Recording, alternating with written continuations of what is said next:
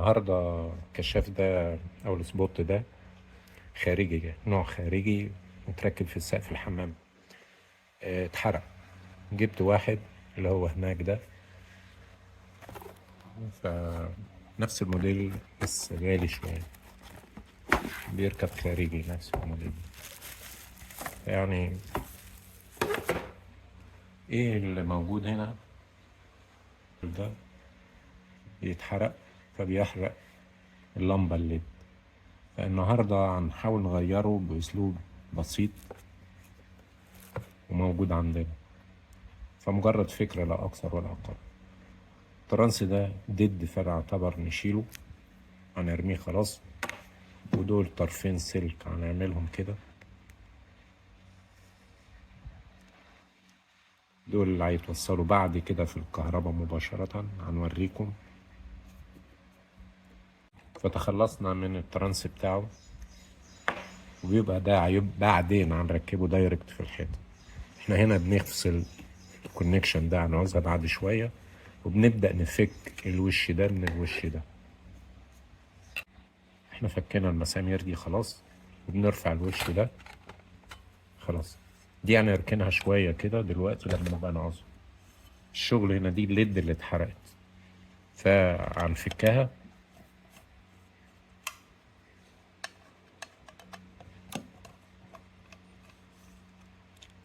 وهنعين دي دلوقتي هنا. دي هنحاول بتبقى لازقة بمادة كده بتمنع انتقال الحرارة، عشان تبقى لو الكشاف سخن أو حاجة. فسيب المادة دي مفيش فيها مشكلة. بالقصافة بتشيل الطرفين دول. دي هتترمى مع اللي هيترمى. هنعري الأطراف دي بعد شوية ونقول هنعمل ايه. عن الليد اللي احنا قلنا عليها ان هي دي خلاص اترمت او اتحرقت، فدي اترمت خلاص. بنجيب لمبة ليد الواط اللي انت عايزه، ان شاء الله لغاية 20 واط كويس، 18 واط كويس. بتجيب المفك، البابلز دي بتبقى او البلب دي بتبقى طرية، بتحس ان هي طرية فبتيجي معاك. بتحط المفك هنا وبتنطرها عادي.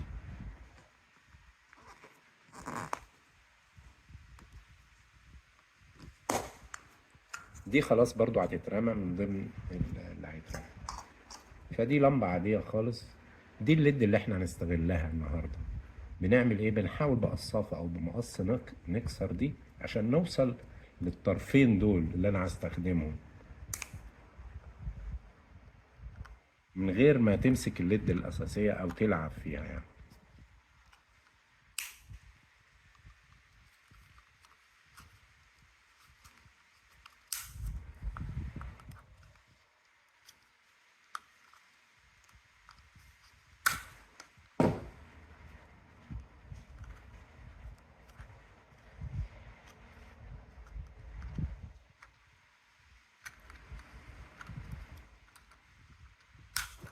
بدأت تبقى كلير اهي، بس هي شابكة فين؟ شابكة هنا.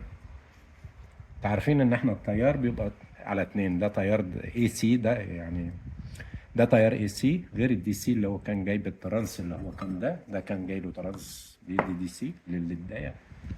فاحنا شلنا الليداية دي سي وشغالين في الاي سي.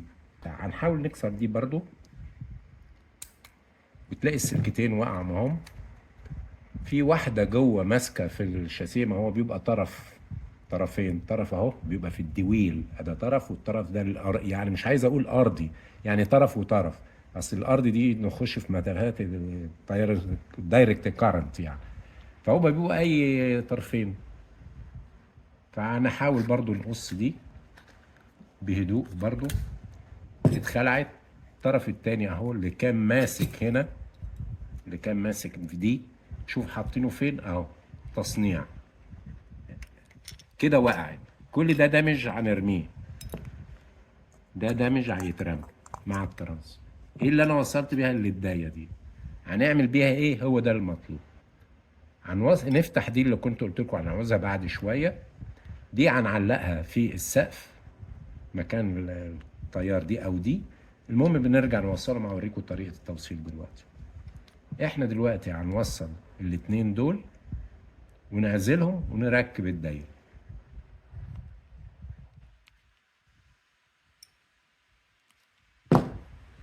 وبكده بعد ما نعزل هنوريه، هنركب دول وبالشيكرتون طرفين في الطرفين ونعزل. احنا عزلنا الطرفين زي ما انتم شايفين وبنلمهم كده، بنحط الغطا زي ما كان اللي ماسكهم، ويبقى العملية بهدوء شوية علشان ما نعملش أي دمج. أنا بس بشوف سنتر المسمار، وبنجيب المسامير بتاعتها أهي، وبالمفك عادي بنربط. في مغناطيس بس بيعلق.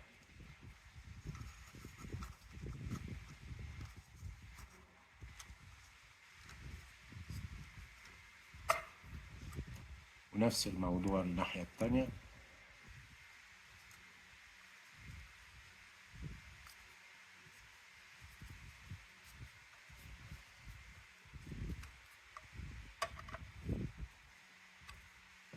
كده دي خلاص، بنرجع بس نثبت السلك هنا زي ما كان موجود.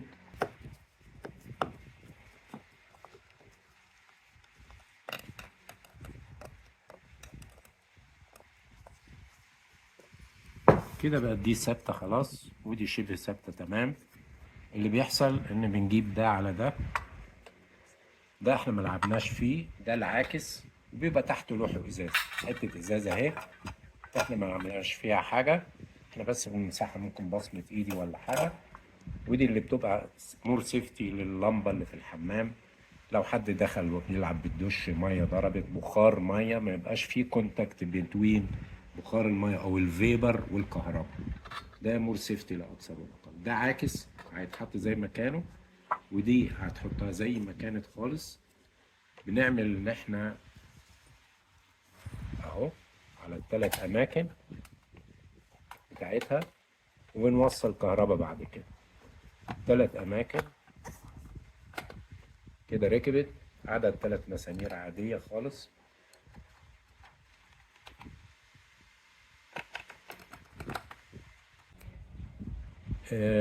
احنا ربطنا خلاص الموضوع ده. دي بنوصلها عادي بقى كونتاكت كده، وصلت. هو كانت معمولة على اساس زائد وناقص ايام ما كان في اللي هو الترانس ده واحنا شلناه. دي هتتركب دايركت في الكهرباء، ودول التوبين اللي بيركبوا. طب احنا الحدوته دي ثمنه 200 جنيه، واللمبه دي اللي احنا كسرناها ب 20 جنيه، لا اكثر ولا اقل. ده ب 200 لانه بيشمل الشاسيه والعدسه و فانا مش كل ما هيتحرق اروح اجيب ب 200. جبت لمبه، خدت الليد، وهو ده اللي احنا عملناه كدمج. لمبه ب 20، وفرت ال 200 مع شغل بسيط بنعمله. هنوصل كهرباء دلوقتي، هشوف اي بس مشترك كده او وصله نوصل كهرباء ونوليه وننور، وبعد كده بيتعلق تاني مكانه في السقف. بعد ما شفنا مشترك كده نوصل الكهرباء، كنا عشان بس نعمل التيست بتاعنا. الاطراف اللي هي هتبقى دايركت مع الكهرباء دي كهرباء دايركت، احنا بنوصل كده الكشاف اشتغل. وبكده زي ما قلت لكم العمليه بسيطه جدا وعايزه هدوء. قصافه مثلا نفك عدل صغير عشان نقدر نطلع البابلز دي، وش كرتون وحاجات بسيطه من 20 وفرت 200، لان أنا مش هرجع اشتري نفس الهيكل تاني. وبكده تبقى جاهزه ان هي بترجع نركبها في السقف وهكذا. يبقى كل واحد عنده السبوت ده ان كان صغير او كبير او بتاع بنفس الاسلوب. لو في حاجه صغيره بعملها وعن نتكلم، لكن ده كان بتاع حمام عندنا فبنعمل له الصيانه. وكده متشكرين ونتمنى لكم الخير. وبكده يا جماعه الكشاف بعد تركيبه في سقف الحمام، واتمنى لكم كل خير، ومع فيديو اخر. شكرا.